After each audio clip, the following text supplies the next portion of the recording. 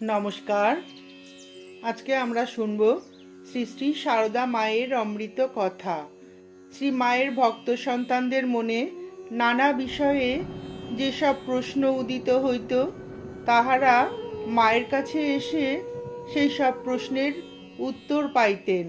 মা তাহাদেরকে খুব সহজ সরলভাবে সেই সব প্রশ্নের উত্তর দিতেন।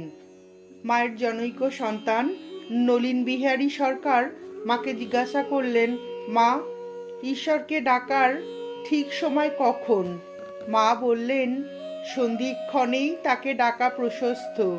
রাত যাচ্ছে, দিন আসছে, দিন যাচ্ছে, রাত আসছে, এই হলো সন্ধি। এই সময় মন পবিত্র থাকে।